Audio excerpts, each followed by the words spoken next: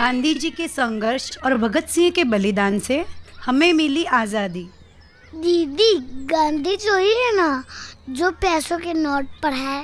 अरे बुद्धू, इतनी सी बात नहीं पता। यह बात तो बच्चा बच्चा जानता है। जैसे कि तुम तो सबकी दादी माँ हो, तुम भी तो छोटी बच्ची हो ना। दीदी, यह आज़ादी क्या होती है जिसको दिलाने के लिए गांधी जी ने इतनी मेहनत करी है? आज़ादी का मतलब है बोलने और सोचने की हर तरह से छूट मिली हुई हो।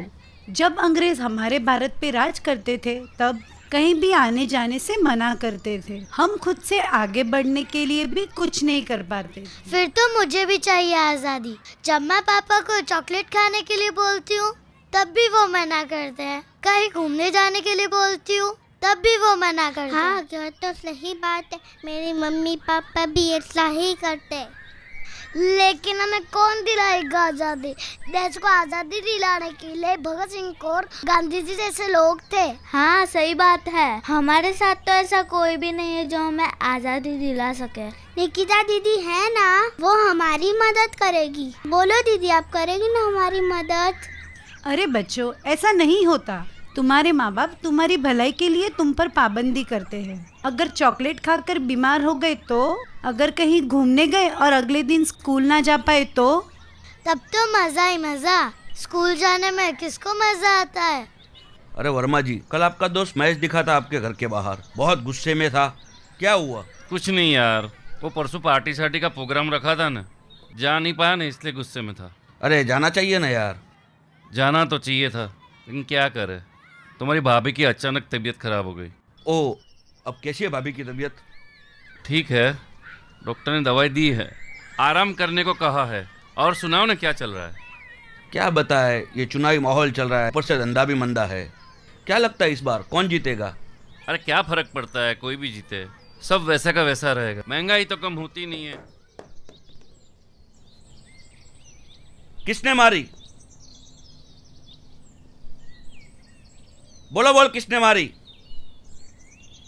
अच्छा जी, इसकी टोपी उसके सर। हाँ शर्मा जी, बच्चे दे दो ना बॉल। हाँ, दे दो ना। ठीक है, दोबारा ध्यान रखना।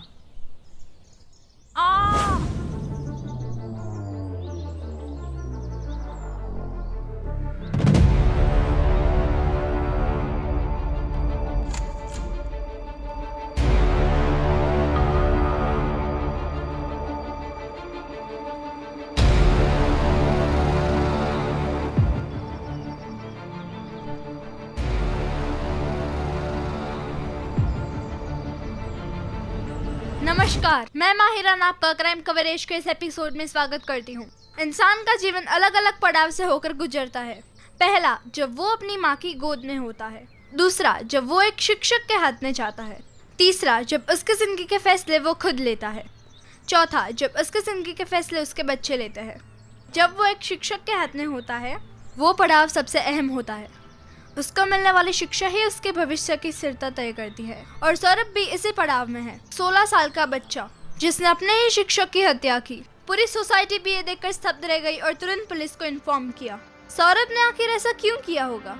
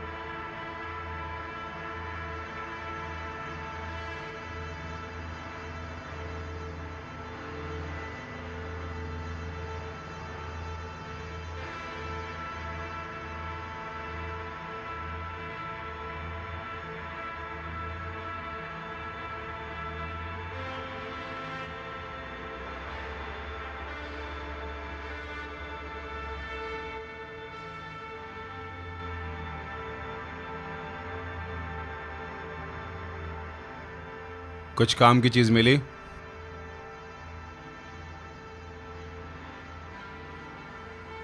जो भी चीज़ पता चली है मैं उसके बारे में जांच के बाद ही बोल पाऊंगा। लेकिन एक बात तो है, बॉडी पर निशान देखकर मुझे ऐसा लगता है कि इसके साथ मर्डर से पहले हाथापाई की गई थी। ये जो मुंह से खून बह रहा है वो इसी हाथापाई का नतीजा है। क्या बात कर रहे हो डॉक्टर? इसका खून एक 16 साल के बच्चे ने किया है। पूरी सोसाइटी ने देखा है। भला 16 साल का बच्चा इसके साथ हाथापाई कैसे कर सकता है? जो दिखता है वो अक्सर होता नहीं और जो होता है वो दिखता नहीं। मर्डर शायद बच्चे ने नहीं किया, सिर्फ ऐसा लग रहा है कि उसने किया है। May be. बच्चे ने कुछ बोला? नहीं सर, सौरभ अभी बहुत डरा हुआ है और हॉस्पिटल में है। डॉक्टर ने कहा अभी हम उससे ना बात करें तो अच्छा रहेगा। ठीक है, बॉडी को पोस्टमार्टम के लिए भेज दो और पूछताछ शुरू करो। वैसे क्या नाम बताया विक्टिम का? Miss lily. सोसाइटी का सीसीटीवी रूम कहाँ है? यही है सर, आइए। चलो।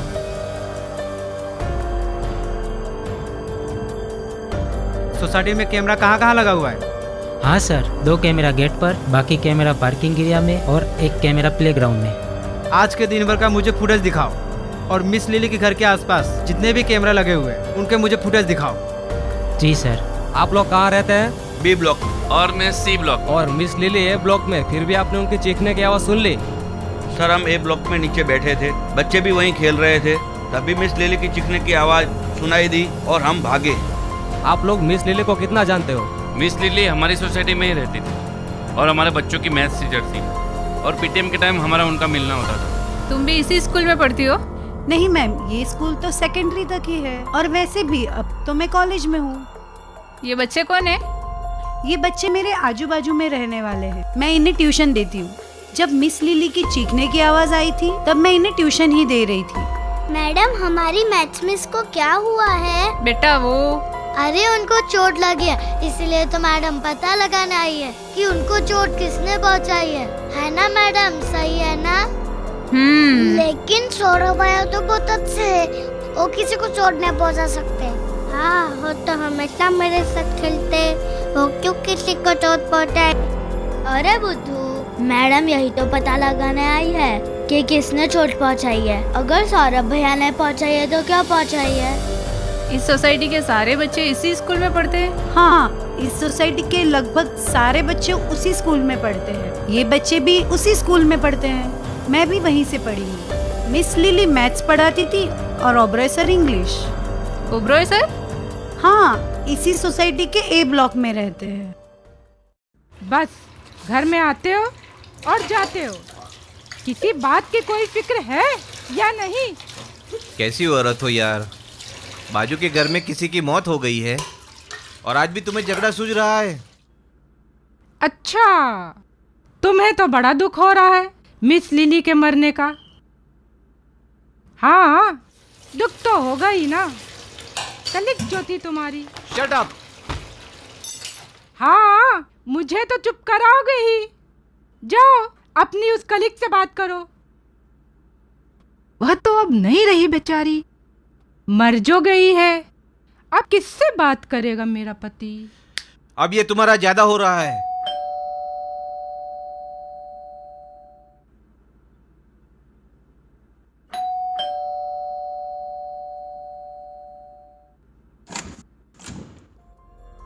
क्या हम अंदर आ सकते हैं?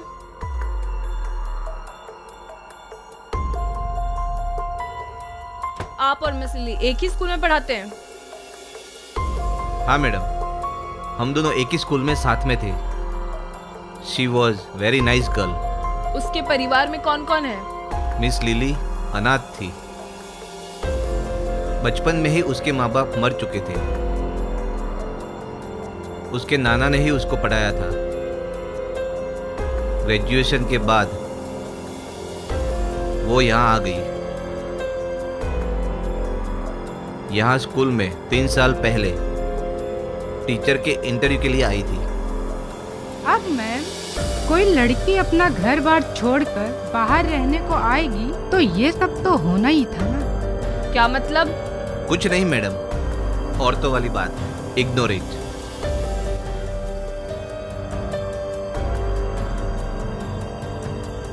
ये आपका बेटा है? हाँ, विशाल नाम है इसका। विशाल, आई नीड योर हेल्प। क्या तुम मुझे शाम को सोसाइटी के सभी बच्चों से मिलवा सकते हो?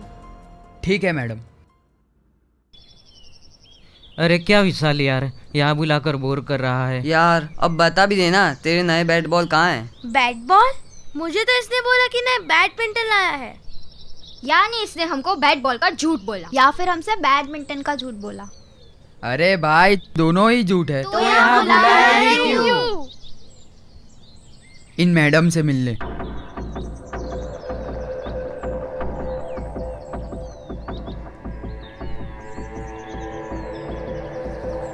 पुलिस वाली मैम, पुलिस वाली मैम। बेटा मेरा नाम आकांक्षा है। मैं यहाँ आप सभी से मिस लिली और सौरभ के बारे में कुछ बातचीत करने आई हूँ। तो पूछिए ना मैडम। मिस लिली कैसी टीचर थी? मिस लिली बिल्कुल अच्छी नहीं थी मैडम। गलती होती तो भी बहुत डांटती थी, अगर होमवर्क ना करो तो भी बहुत डांटती थी। लेकिन पढ़ाती अच्छा थी, एक ही बार में सब समझ में आ जाता था। हाँ, इसलिए तो हमारे ट्यूशन भी मिस लिली के साथ ही रखवाते थे ताकि हमें सब समझ आ जाए। तो समझ में तो आएगा ही ना, उनकी डांट थोड़ी ना सुननी है। मैं तो डरती थी कहीं सौरभ की तरह मुझे भी मुर्गा ना बनना पड़ जाए। तू टेंशन ना ले, तू कभी मुर्गा नहीं बन सकती। अगर बनेगी तो मुर्गी ही बनेगी। मिस लिली सौरभ को मुर्गा बनाती थी। सौरभ पढ़ाई में कभी ध्यान नहीं देता था। सौरभ को मिस लिली बिल्कुल पसंद नहीं थी। और कल भी तो मिस लिली ने सौरभ को चाटा मार दिया था। क्यों? कल जब हम मिस लिली के घर के बाहर से ए रुक,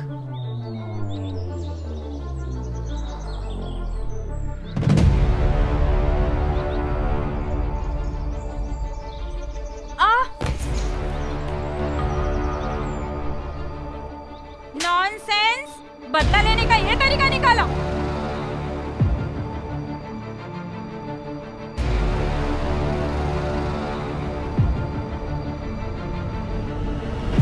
ये क्या हो गया भाई?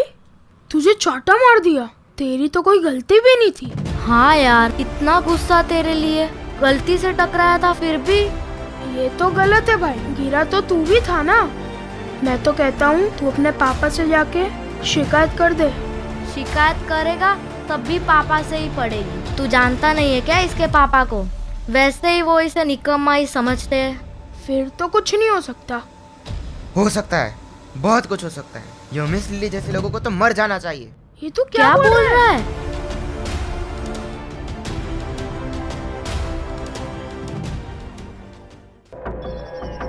फिर सौरभ कहाँ गया? फिर पता नहीं। ठीक है, अगर तुम लोगों को मिस लिली या सौरभ के बारे में कुछ भी और पता हो तो बता सकते हो। हाँ पूछिए ना मैडम, पता होगा तो बता देगी। आज के लिए बहुत है, अगर मुझे फिर कुछ जाना होगा तो दोबारा आ सकती हूँ। ठीक है, चलती हूँ, बाय।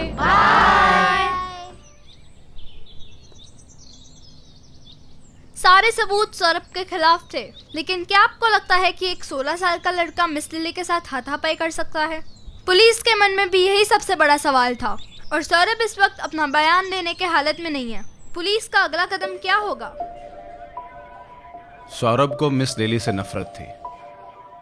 मर्डर वेपन पर उसकी उंगलियों के निशान भी है, लेकिन मर्डर से पहले मिस लिली के साथ हाथापाई हुई है, जो 16 साल का सौरभ नहीं कर सकता। अब सिर्फ सौरभ का ही बयान बाकी है, उसके बाद ही कुछ क्लियर हो पाएगा। Excuse me sir.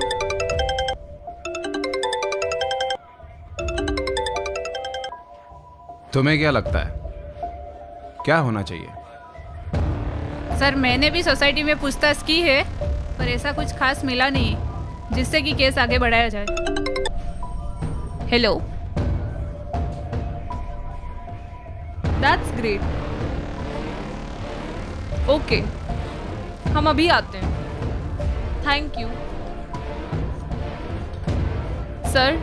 सौरभ बयान देने के लिए तैयार है। चलो।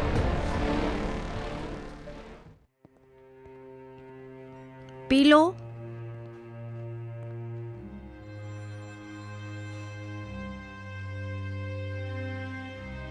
और थोड़ा आराम कर लो।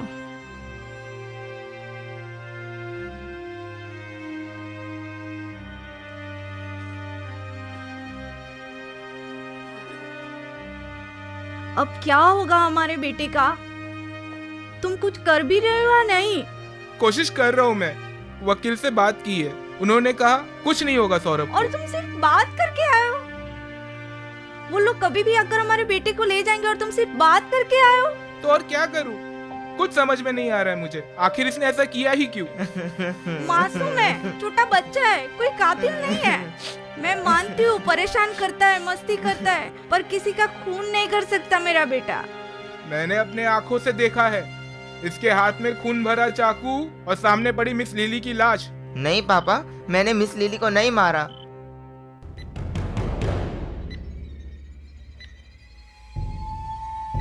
आप दोनों बाहर जाइए, हमें बच्चे से पूछताछ करनी है। अभी अभी तो बात करना शुरू किया है मेरे बेटे ने, बाद में बयान ले लेना। आप भूलिए मत, आपका बेटा इस मर्डर का मुख्य आरोपी है। ये तो हमारी शराफत है कि हम इसे कस्टडी में ना लेकर यहीं पर बात कर रहे हैं। सर मुझे पूरा यकीन है कि मेरा बेटा ऐसा कुछ कर ही नहीं सकता। पाटीदार, मैंने बोला था ना बच्चे से कोई मिलेगा नहीं और उससे कोई बात नहीं करेगा। सॉरी सर, बट वो ले जाओ इनको। चलो निकालो बाहर दोनों को।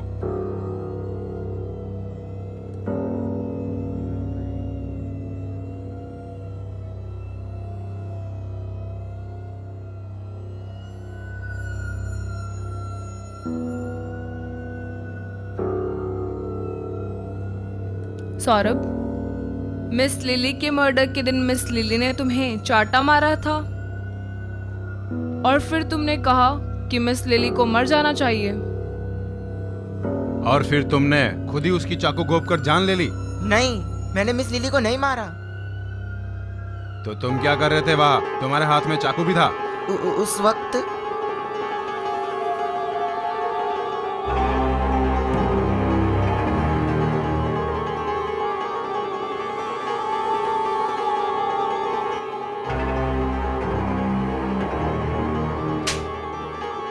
इस मिस लिली को तो सबक सिखाना ही पड़ेगा।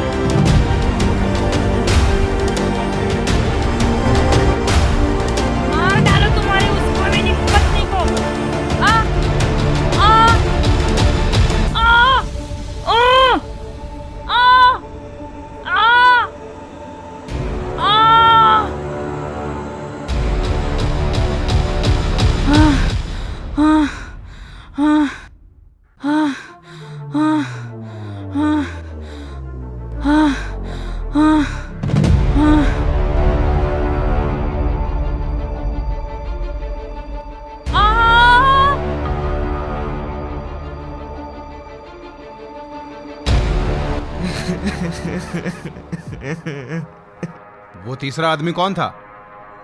मैंने उसका चेहरा नहीं देखा। पानी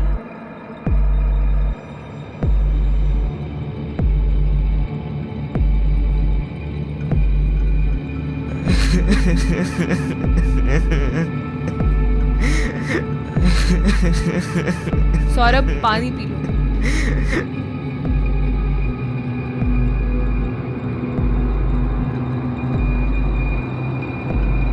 अब सर तुम एक काम करो, मिस्टर ओबरॉय को उठाओ, मैं मिस लिली के घर जाता हूँ, चेक करता हूँ शायद कुछ मिल जाए। Okay sir. मिस लिली और मेरे बीच नाजायज संबंध थे। मैं शादीशुदा हूँ, मेरा एक बेटा भी है। लिली चाहती थी कि मैं उन्हें छोड़ दूँ और उसे अपना लूँ। वो मैं नहीं कर सकता था। इसलिए मिस लिली को पहले पीटा और फिर चाकू घोंपकर उसकी हत्या कर दी, है ना? सोचा होगा ना रहेगा बांस और ना बजेगी बांसुरी। नहीं मैडम, मैंने उसे नहीं मारा। तुम समझते क्यों नहीं हो? ये मुझसे नहीं हो पाएगा। जरा मेरी फीलिंग्स को समझो। मैं नहीं रह पाऊंगी तुम्हारे सिवा। तुम्हें इतनी सी बात समझ में नहीं आ रही? मेरी बीवी है, एक बेटा है, मैं नहीं छोड़ सकता उनको। जब मुझसे प्यार किया तब उनकी याद नहीं आई तुम्हें? जो वादे किए थे उसका क्या? हाँ तो वादा किया था तो निभा भी रहा हूँ ना। जिंदगी भर तुम्हारे साथ रहूंगा, लेकिन मैं शादी नहीं कर सकता तुमसे। इसका मतलब धोखा। दे रहा हूँ धोखा, क्या करूँ? तो मार डालो तुम्हारी उस कमीनी पत्नी को।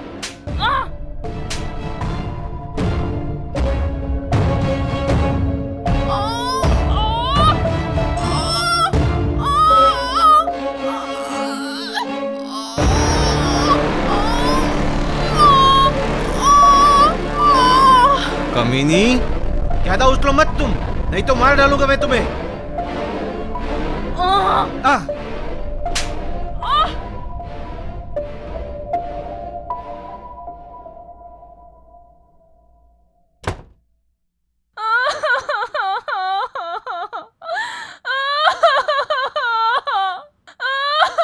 नहीं मैडम, मैंने उसे नहीं मारा। हाँ, हमारी हाथापाई हुई थी, लेकिन मैं सच कह रहा हूँ, मैंने उसे नहीं मारा। सच नहीं भी कह रहे होंगे तो भी हम बुलवा लेंगे।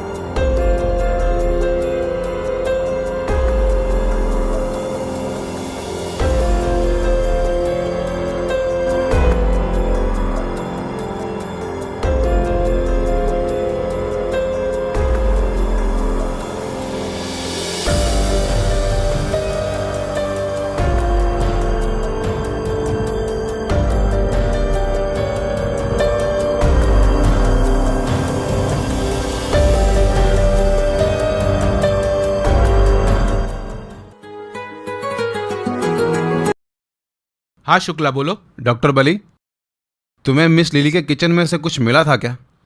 अरे शुक्ला, सॉरी यार, दरअसल मैं तो शायद किचन तक गया ही नहीं। तो अभी के अभी यहाँ आओ और किचन में चेक करो।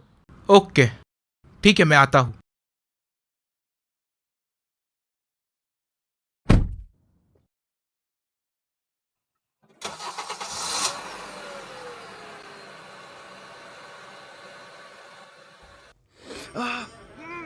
क्यों मारा तूने? हाँ, सच बोल। हेलो, सोसाइटी के सभी सदस्य के फिंगरप्रिंट लेने जाना है हमको। जितना हो सके इतना जल्दी जाना पड़ेगा। Okay okay. ऐसी गलती क्यों करता है? हाँ हाँ, बोल।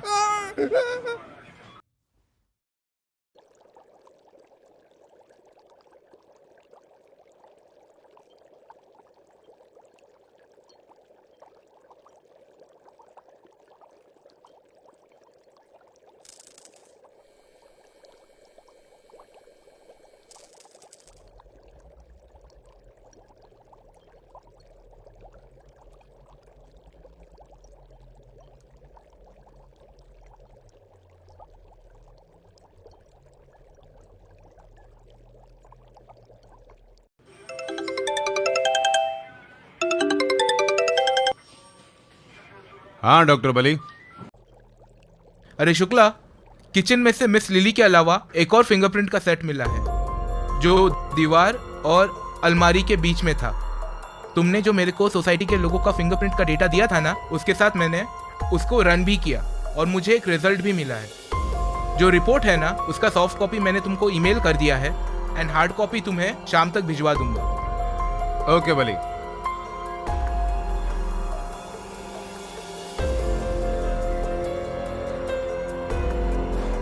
तुमने मिस लिली को क्यों मारा?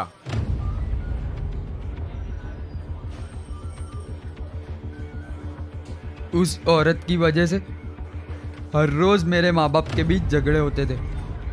आज मैंने बर्दाश्त कर ली है तुम्हारी ये हरकत। आगे से ना ऐसा नहीं होना चाहिए। मैं ये कभी बर्दाश्त नहीं कर सकती कि मेरे पति के साथ कोई और दिखे। अरे वो मेरे साथ स्कूल में है, वो भी घर जा रही थी तो इसलिए मैंने उसको लिफ्ट दे दी। तो उसमें क्या फर्क पड़ रहा है? और कुछ नहीं किया है। मुझे ये बर्दाश्त नहीं है कि मेरे पति के साथ कोई और औरत दिखे। अरे पर तुम्हें कैसे समझाऊं? तुम्हें इतनी सी बात समझ में नहीं आती है। मैं सिर्फ उस दिन मिस लिली से रिक्वेस्ट करने गया था कि वो मेरे पापा को छोड़ दे। मेरा और उनका घर आसपास ही है, इसीलिए मैं बालकनी से अंदर घुसा। जब मैं अंदर गया तब मेरे पापा और मिस लिली के बीच बहस चल रही थी। मेरी फीलिंग्स को समझो। जब मैंने तुमसे प्यार किया तब उनकी याद नहीं आई तुम्हें? उस बहस के बीच मिस लिली ने मेरी माँ के लिए बोला, तुम मार डालो तुम्हारी उस कमीनी पत्नी को। इसीलिए मेरे पापा के जाते ही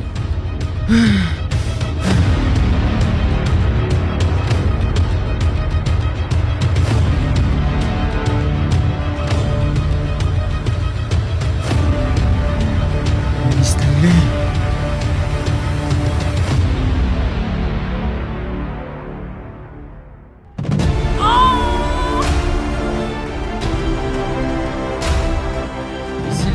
मेरे पापा के जाते ही मैंने उसे खत्म कर दिया।